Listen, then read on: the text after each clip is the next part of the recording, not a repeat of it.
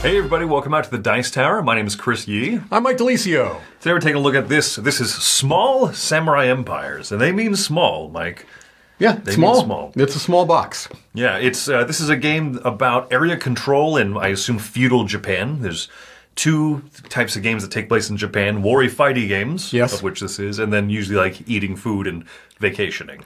Yeah, nice Zen type games. This is the former, for sure. This is not Zen. This is actually pretty stressful. Mm-hmm. A little bit of area control, small box. I'm going to show you how it plays, then we'll give you our thoughts.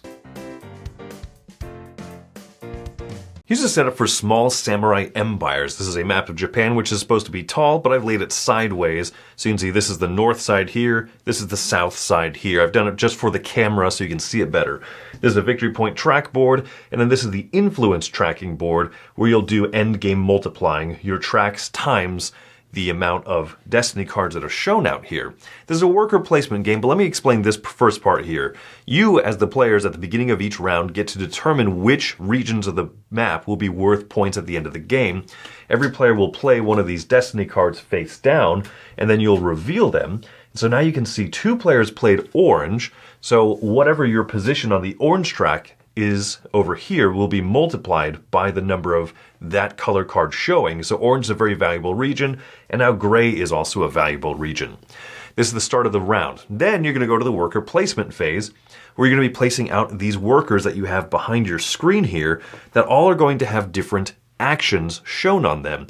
Reaping resources that are shown on the map, putting out more soldiers, being able to move around your soldiers, or turning your soldiers into these castle strongholds so that you can have more permanent influence on the map, and also maybe even have more ability to move up the track there at the end of the round. And, of course, fighting. This is a bit of an area control game. So on your turn, if you're the start player, you're going to take one of your action discs and place it out onto the map somewhere. So I might put this disc here face down. No one else is going to know what that main action shows on it. That will fire off at the end of the round. But immediately I get to do this bonus here. So maybe I'm going to move one of my warriors over to an adjacent region where I can start harvesting things, because that's what that main action will be. The other player is going to go now, and they're going to try to take some control of the yellow region, so they're going to place a disc here, and the immediate bonus action is they get to recruit an extra soldier. Well, I'm going to respond by doing this here. My immediate bonus action is going to be to kill one of the soldiers in an area where I have soldiers myself. Then they'll go, and they're going to put out actions over here, and you continue doing this until a certain number of discs have been laid out for the start of the turn. So let's just do this. Now, after a certain number of discs have been placed out, and that depends on player count, you've taken these immediate bonus actions as you play them out, but now it's the end of the first half of the round. The actions, the main side will fire off from the south part of the board up to the north. So we reveal these and we see, oh, the yellow player is now going to do a fight action. They're going to kill off one of my soldiers. And optionally, they could spend a red resource if they want to kill off another one of these. And if they spend it, they wipe me out of the gray region. Now we come over here. You see that the yellow player's main action is to move. Well, they're going to try to move over here. And then if they have a green resource they want to pay, they can get an additional movement off of that. On my turn, I'm going to reap so I can get one of these red resources behind my player screen. And then I have this one here where I can put out more people. I could spend green to put out even more people if I so desire. And you just continue doing this. Now that's the end of the first half of the round. In the second half of the round, players will continue to put out discs, their worker placement things, face down. However, you can cover up an opponent's disc by paying the red resource here. And you do still get the immediate bonus. And the players will continue until a certain number of discs have been placed out. And once those have been placed out, now we resolve all of the actions from the north side of the board to the south in the second half. Any discs that were not covered up get to stay on the board, and those actions get to happen. So we continue to fire off all of these, revealing the new ones as necessary, and resolving all of those effects. So, at the end of a round, once everything has been fired off and resolved, you will now go to the influence step. You're to go through every region. If you control an area that has one of these gates, Then you're going to score points over here on the victory point track. For every province or every little region that you control in an area, you're going to advance up the track of that color. So it's a tie over here, but red has 2 influence, 1, 2, over here in the red region. So that's really good for me because at the end of the game, I'm going to multiply this right-hand number times the number of these destiny cards of that color. But yellow gets to advance over here. So you play 3 rounds like this, scoring up points as necessary, and then doing the end game points, where hopefully you'll have a good situation where you're going to be doing more of these. Every round you'll draw more of these destiny cards and be adding them out here so that the different regions will have different end game value. Whoever has the most points is the winner of the game. Mike, so one of my complaints in small box games, when a lot of companies try to do this, right? Sure. Most famously, the Tiny Epic line from Gamelin, thanks. And this does the same thing, where they have 3 different games: small starship empires, small railroad empires, and this. Okay. What do you think of the components and the fact that this is a small game? I think that it didn't feel out of proportion, if that sounds correct. I don't think it needed much more space. I mean, now I will preface this by saying that my experience is solely as a 2-player game. All right, and there's a couple of reasons why I want to state that up front. I know that's not your experience. I wonder if things would get a little more crowded in a multiplayer game. In a 2-player game, I felt like it was just right as far as the size. I had no issues or concerns about that. Everything that needed to be seen visually, I did not have a problem making out what needed to be seen, especially when you have things like islands where this island is connected to that island. I had no issues with any of that. That was all fine. The iconography was good. The card quality seemed nice. I will mention that the wooden components, the little meeple-y type things, a couple of them I found were broken. I don't know if that's just an issue with our copy or if that's something that might happen, but it's something to point out. And I was there to witness that you weren't actively breaking them. I was not, although there were times I wanted to. But I was not.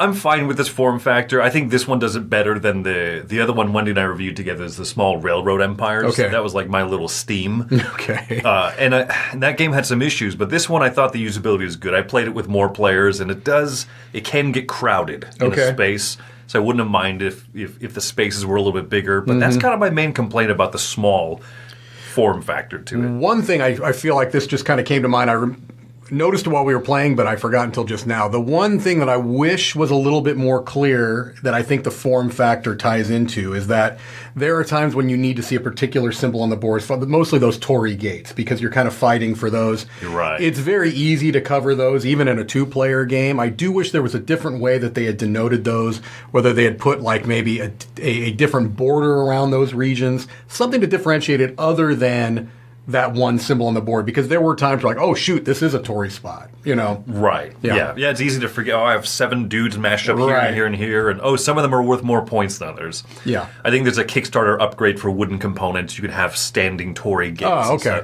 But yeah, something like that coming. And I want to assume that was a Kickstarter upgrade, right? To clarify. So if it did come standard, then that could resolve that. I like this idea of this worker placement mixed with area control. I'm not a big area control kind of person. Right. It can be a very stressful type of a game for me. And you've alluded a little bit to some tension already. So this does not shy away from you're fighting over areas. It's certainly an aggressive, interactive game. And I think the theme is one that works for that, right? I mean, this is feudal Japan, as you said, and so you would expect that you are fighting over territory. It's interesting you call it worker placement, and I have no issue with that classification, although I tend to think of it more as a programming game that is resolved in a particular order, right, through the physical placement of the spots along the board, along the coast of Japan, I suppose. So while I guess it is technically a worker placement game, I really more see it as a area control action programming game. Because the discs you put out are specific actions, right? But they're also going onto spots that have small little immediate actions, right? And I like that tension a lot. But you're right. However you want to classify that, action selection, but also programming and everything. I think whatever it is, it's very smart, and it's quite thinky. Yes. you have that hope of in the second half of the round. I hope that those discs don't get covered up by anyone else or myself. Even, right. Because I want to activate this ability twice, but I also need to place it early enough that it's going to matter when it goes up this way. Right. If it's still there, will it work for me when it comes back at the second half of the action phase? It's very thinky. It's very thinky, and I think that they did a nice job of giving you enough options, right, that you feel like you're making meaningful decisions on every turn because you are, but you're not overloaded, right? Essentially, you're moving, you're adding new troops, you're removing troops. There are some slight variations, but those are really the big things you're doing.